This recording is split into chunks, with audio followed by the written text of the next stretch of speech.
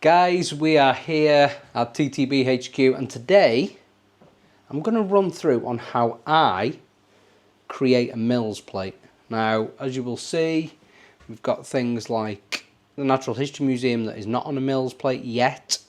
It's really flimsy when you try and move it. In fact, when we moved it from home to HQ, it was a challenge. Whereas, if we come a bit further down, you will see that most of our modular buildings are actually on base plates, on MILS plates, sorry, when we get around to starting the city next month. So it's going to be so much easier. So this is going to be a quick video, a bit of a run through on how I create a MILS plate. I don't do it with the Technic connectors because once it's in the middle of a city, I don't necessarily plan on moving it, or I'm not going to have the ability to start disconnecting things. I want to be able to lift each individual plate in and out at any one time. Big shout out to Brixie who actually does it that way as well.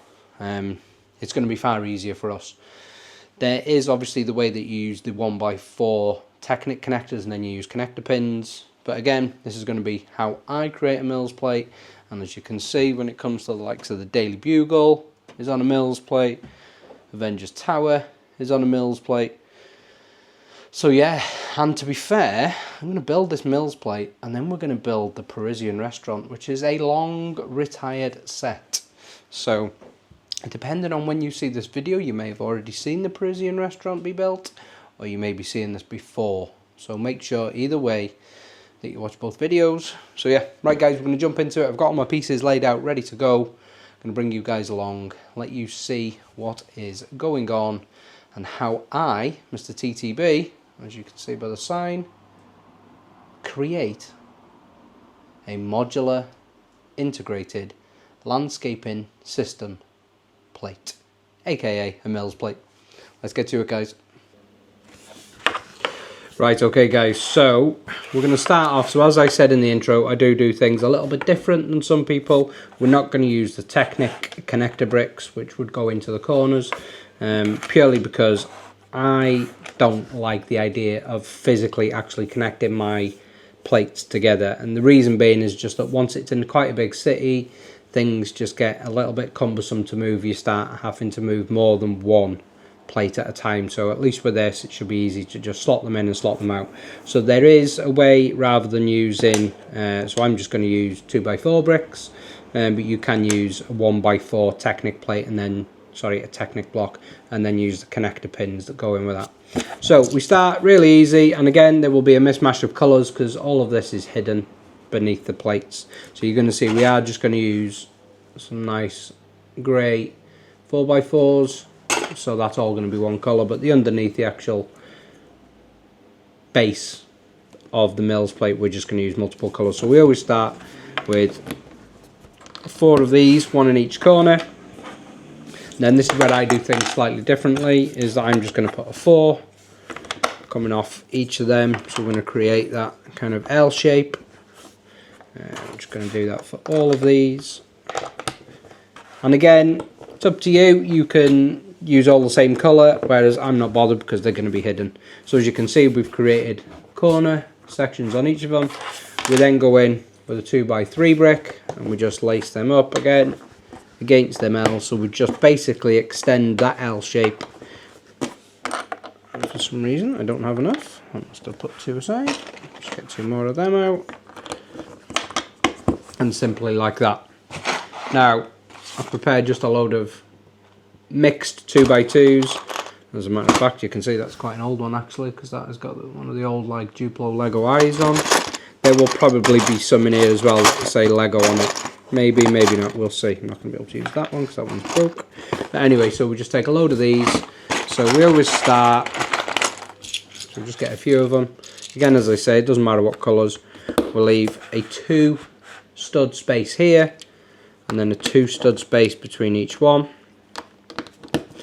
And then you create, so you've got 2 stud space, 2 stud space, 2 stud space, 2 stud space, basically a finger width apart. And then we do that for all 4 sides, as we have done for the corner element. So we just get them in. Now, and genuinely I've done it myself, I go wrong sometimes on the neck bit. So because you're so used to leaving a 2 stud gap in between each of these, I always then think, alright, I've got to leave 2 studs for the next row, but you don't. It's actually only a 1 stud gap. So the easiest way to remember is just give yourself a 1 stud gap coming off the ones you've just put in, and then the rest will follow suit. So we're just going to put these in.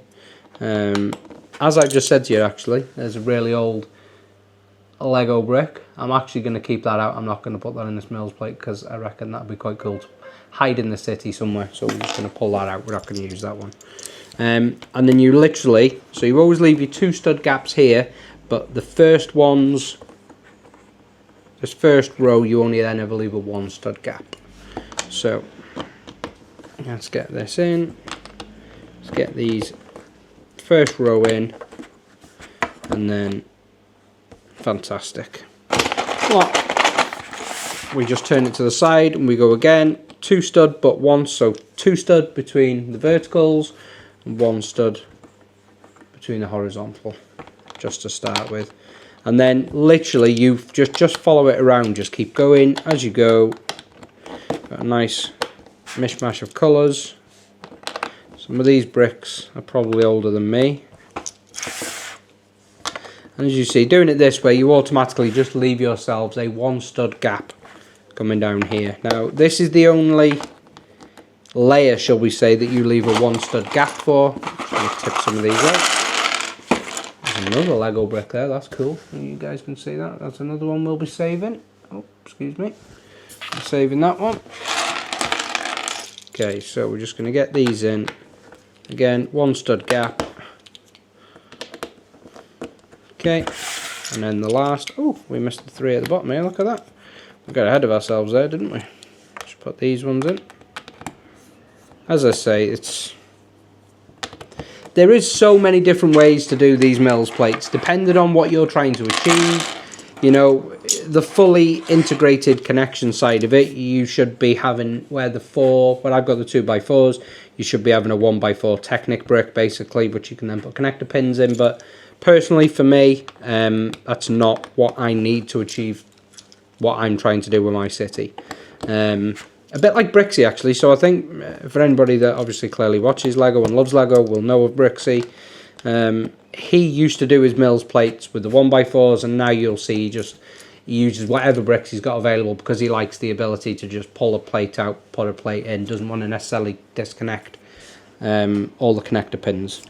Right, okay, so you'll see we've got that first kind of row of bricks in with the 1 stud gap around. As I said, everything else is now going to be going on a 2 stud gap. So we then go in again, but we need to give it a 2 studs now. And then the rest. This comes together quite quickly now because obviously the smaller you get, the closer you get to the middle, the less bricks you need. So we just put these in.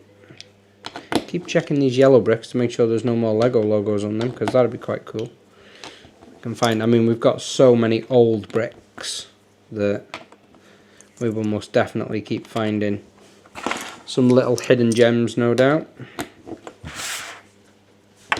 And I say there's no right or wrong way for you to use your coloured bricks. You just use whatever you can get. One consideration I will say about the MILS plate is that there is obviously an additional cost to using, rather than just using a standard base plate. You know, you'll see how flimsy they are. And if you build something like the Avengers Tower on that, which I did originally, built the Avengers Tower on this, oh my god, when you try and move it, you may as well just not bother and start again, because it is a nightmare. So I've since then put it onto a MILS plate and moving it around now. It's just so you can literally pick it up with one hand. I wouldn't recommend it, but you can. So let's just get these last few in. The next step, you have quite a few options. So just push all them down. As you guys can see, we have created the basis of a MILS plate. So I've chosen to use 4x4 grey plate.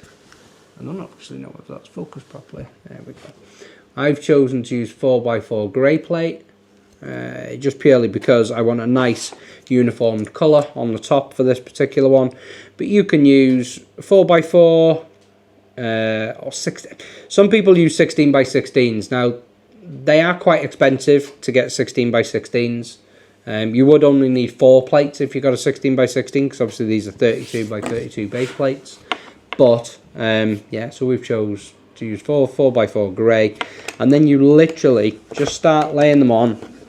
And if I'm right, I think my maths are right, is that you need 64 of these 4x4 plates. So you literally just get them on. I will probably speed this bit up.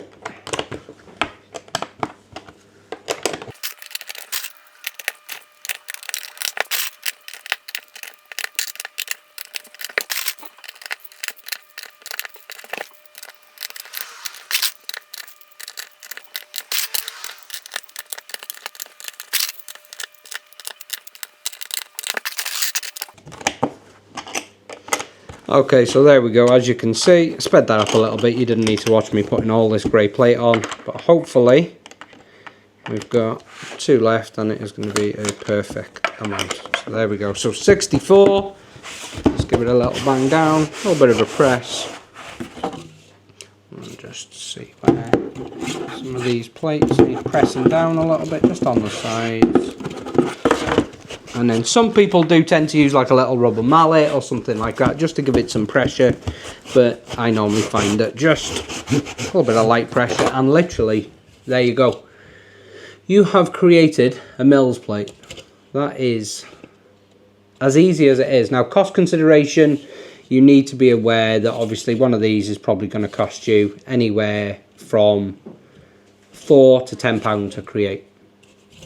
Most modular sets that you buy come with a base plate anyway, so you've got the base plate. It then just cost consideration is your 2x2s, your 3x2s, your 4x2s, and then either your 4x4 grey plate, whatever plate you decide to use.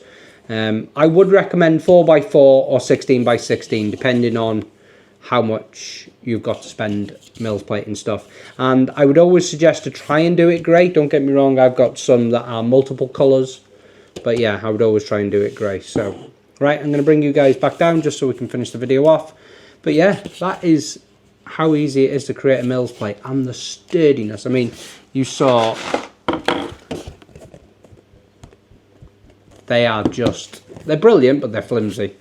Whereas that, you can't bend it. And if you do, you're going to start breaking Lego. So you've got to give it some real thruption. So, as you can see, I've had a bit of help building the MILS plate because TTB's dog just... Say hello to everybody. Does it have your approval? Do you like the MILS plate? Do you like the system? Yeah? Good lad. So yeah, so that is my quick tutorial on how I build a MILS plate. Excuse me, zooming in there. That's how I build a MILS plate. We've used it, as I say, on a couple of the buildings behind us that I showed you at the beginning of the video. We have since transposed, so I originally built, that sounds like an amazing wasp. Ooh, there's a wasp in here as well. I've since transposed the Avengers Tower that was originally built on one of these flimsy ones. That was a big wasp. Onto one of these. I will do another video at some point of how you can take something from a base plate and put it onto a MILS plate. It is a relatively scary process, but it actually is really easy and works really well. So we've done it with a couple of our buildings now. I've got to do it. I've got to do it for a few more, a la the Home Alone house. Do we have anything else that needs moving onto a MILS plate?